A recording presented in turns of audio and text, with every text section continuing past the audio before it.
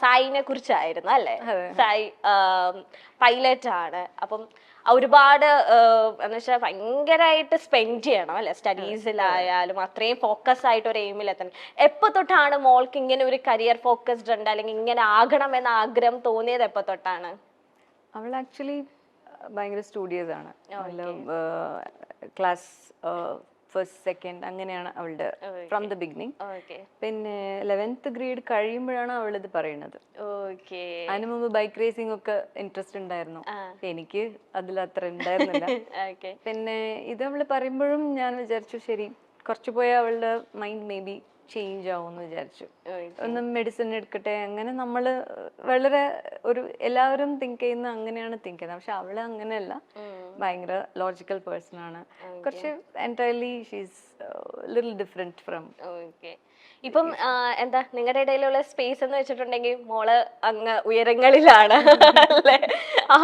അമ്മ ഇവിടെ ഇങ്ങനെ ഷൂട്ടിന്റെ പ്രൊമോഷൻസ്, അപ്പം ഒരുപാട് ടൈം സ്പെൻഡ് ചെയ്ത വ്യക്തികളായിരുന്നു നിങ്ങൾ രണ്ടുപേരും അല്ലെ? ചേച്ചി അങ്ങനെയായിരുന്നു.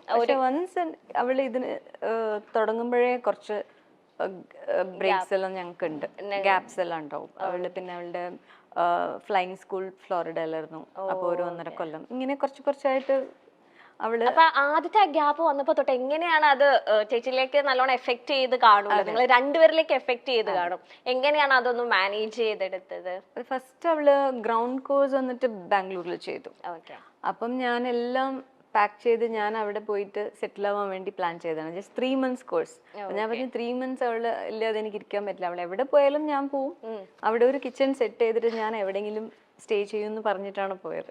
പക്ഷെ അവള് ഭയങ്കര കോൺഫിഡന്റ് ആയിരുന്നു. പിന്നെ അവൾക്ക് സമയമില്ല നമ്മളുടെ കൂടെ സ്പെൻഡ് ചെയ്യാൻ, ഫുൾ ഇരുന്ന് എപ്പോഴും പ്രിപ്പയർ ചെയ്യണം. അപ്പൊ അങ്ങനെ ആകുമ്പോൾ ഒരു 1 month ഞാൻ അവിടെ ഉണ്ടായിരുന്നു. അത് കഴിഞ്ഞിട്ട് എൻ്റെ ഒരു ഫാമിലി ഫ്രണ്ടിനും പിന്നെ എൻ്റെ കസിനും ഉണ്ടായിരുന്നു, അവരുടെ വീട്ടിലായിരുന്നു അവള്. So she manage those 2 months. അപ്പോഴാണ് എന്താ പറയാ, കുട്ടികൾ നമ്മളെ പാരന്റ് ആയിട്ട് വളർക്കുകയാണ്. I raised her as a child and she raised me as a mom. അപ്പോൾ ആ 2 months അവൾ ഇല്ലാതെ ഞാൻ ചെന്നൈയിൽ ഉണ്ടായിരുന്നപ്പോൾ എന്നെ അവള് പ്രിപ്പയർ ചെയ്തു. അപ്പൊ എനിക്ക് ഒരു കോൺഫിഡൻസ് വന്നു, ശരി അവള് ഫ്ലൈയിങ് സ്കൂളിൽ എവിടെ പോയാലും she can manage on on. അങ്ങനെയാണ് അവള് വിട്ടത്. ഇപ്പൊ ചേച്ചിയുടെ ഒരു ആക്ടിംഗ് ഹിസ്റ്ററി എടുത്ത് നോക്കുകയാണെങ്കിൽ എല്ലാ സൂപ്പർ സ്റ്റാർസിന്റെ മിക്ക സൂപ്പർ സ്റ്റാർസിന്റെ ഒപ്പം ചേച്ചി ആക്ട് ചെയ്യും. സംഗീത മാഡം, ഈ ചിന്താവിഷ്ടയ ശ്യാമള എന്ന സിനിമയിലേക്ക് സാക്ഷാൽ മോഹൻലാലാണ് മാഡത്തിനെ സജസ്റ്റ് ചെയ്തത് എന്ന് കേട്ടിട്ടുണ്ടല്ലോ, അത് സത്യമാണോ? ഞാൻ ശ്രീനി സാറുടെ ഒരു ഇന്റർവ്യൂ കണ്ടു ലേറ്റസ്റ്റ് ആയിട്ട്. അപ്പൊ അതിലാണ് ഞാൻ അറിഞ്ഞത്.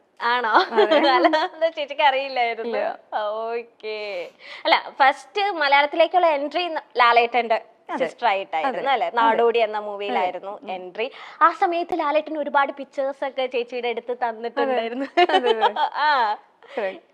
സെറ്റിലുള്ള പിക്ചേഴ്സ് ആണോ, സിംഗിൾ പിക്ചേഴ്സ് ആണോ? അല്ല, അത് ആക്ച്വലി ഷൂട്ടിംഗ് കൊടൈക്കനാലിലായിരുന്നു. അപ്പൊ വളരെ ബ്യൂട്ടിഫുൾ അറ്റ്മോസ്ഫിയർ ആണ്. അപ്പൊ മോഹിനി ചേച്ചിയാണ് അതില് ലീഡ്, ഫീമെയിൽ ലീഡ്. അപ്പൊ ലാൽ സാറിന്റെ ഫോട്ടോഗ്രാഫി ഇൻട്രസ്റ്റ് ഉണ്ടായിരുന്നു തോന്നുന്നു. സോ എല്ലാവരും എടുക്കുകയാണ്. അപ്പൊ എനിക്കും കുറച്ച് എന്റെ കാൻഡിഡ് പിക്ചേഴ്സ് ആണ് കുറച്ച് കിട്ടി. അതിപ്പോഴും സൂക്ഷിച്ചു വെച്ചിട്ടുണ്ട്.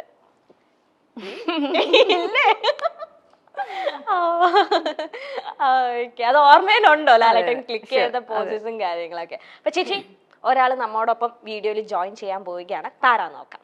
ഓക്കെ. ഹായ് സംഗീത ചേച്ചി, ദിസ് ഇസ് മീ ഷഫ്ന. സുഖാണോ? എന്നെ ഓർമ്മയുണ്ടെന്ന് എനിക്കറിയാം, അതുകൊണ്ടാണ് ഞാൻ കൂടുതൽ ഇൻട്രൊഡക്ഷൻ ഒന്നും തരാത്തത്. സോ മൈൽ സ്റ്റോൺ മീഡിയ എൻ്റെ അടുത്ത് വിളിച്ചിട്ട് ചോദിച്ചു, ആനന്ദ് ശ്രീബാലയുടെ പ്രൊമോഷന് സംഗീത ചേച്ചി വരുന്നുണ്ട്, എന്തെങ്കിലും ഒരു സർപ്രൈസ് വീഡിയോ ചെയ്യാവോ? So I was telling them surprise that you gave me. അതായത് അഭിലാഷേട്ടൻ എന്നെ ഒരു ദിവസം വിളിച്ചിട്ട്, നിനക്ക് പരിചയമുള്ള ഒരാൾ എൻ്റെ അടുത്തുണ്ട്, നീ സംസാരിക്കുക എന്ന് പറഞ്ഞു. ചേട്ടാ ആരാന്ന് ചോദിച്ചു. ചേട്ടൻ നീ സംസാരിക്കുക എന്ന് പറഞ്ഞിട്ട് ഫോൺ കൊടുത്തു. അപ്പോൾ ഒരാൾ എൻ്റെ അടുത്ത് ഇങ്ങനെ മനസ്സിലായോ എന്നൊക്കെ പറഞ്ഞിട്ട് ഇങ്ങനെ ചോദിക്കുന്നുണ്ട്, കുറേ ക്ലൂ ഒക്കെ തരുന്നുണ്ട്, ചിന്താവിഷ്ട ശ്യാമളയിൽ ഒരുമിച്ചുണ്ടായിരുന്നു പറയുന്നുണ്ട്. അപ്പം എൻ്റെ മനസ്സിലിങ്ങനെ സംഗീത ചേച്ചിയാണോ? സംഗീത ചേച്ചിയാകുമ്പം മലയാളം എത്ര സൂപ്പറായിട്ട് പറയില്ലല്ലോ. അപ്പോൾ അതിലുള്ള ബാക്കി ആർട്ടിസ്റ്റുകളുടെ പേരൊക്കെ ഞാൻ പറയുന്നുണ്ട്.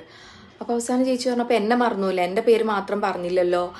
അപ്പോൾ ഞാൻ ശരിക്കും ഞെട്ടിപ്പോയി. കാരണം ഞാൻ ചേച്ചിയുടെ പേര് മനസ്സിൽ വിചാരിക്കുന്നുണ്ട്, പക്ഷേ ഞാൻ ഇത്ര ഫ്ലുവൻ്റ് ആയിട്ട് ചേച്ചി മലയാളം പറയുമെന്ന് ഞാൻ ഒട്ടും വിചാരിച്ചില്ല. ഒരു തമിഴ് ടച്ചൊക്കെ ഉണ്ടാവില്ലേ. അപ്പോൾ ഒന്നും ഇല്ലാണ്ട് ചേച്ചി ഇങ്ങനെ പറഞ്ഞപ്പോൾ ഞാൻ ഒട്ടും ലൈക്ക് ഇങ്ങനെ വിചാരിച്ചില്ല അത് ചേച്ചി അറിയാം. എനിക്ക് ഭയങ്കര സർപ്രൈസ് ആയി പോയി. പിന്നെ എനിക്ക് വിഷമമായി, ചേച്ചി വിചാരിച്ചിട്ടുണ്ടാവുമോ ഞാൻ ചേച്ചിനെ മറന്നു എന്ന് ചേച്ചി വിചാരിച്ചിട്ടുണ്ടായിരിക്കുമോ എന്നൊക്കെ ഓർത്ത് എനിക്ക് വിഷമമായി. ഞാൻ ചേച്ചിനെ മറന്നിട്ടല്ല, ചേച്ചി ഇത്ര സൂപ്പറായിട്ട് മലയാളം പറയുമെന്ന് ഞാൻ ഒട്ടും പ്രതീക്ഷിച്ചില്ല.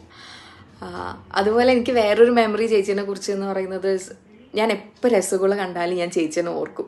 ഞാൻ എനിക്ക് അടുത്ത് അറിയാമെന്നുള്ളവരുടെ അടുത്തൊക്കെ ഞാൻ പറയാറുണ്ട്. അതായത് ഞാൻ ആദ്യമായിട്ട് രസഗുള കഴിക്കുന്നത് ചേച്ചി വാങ്ങി തന്നിട്ടാണ്.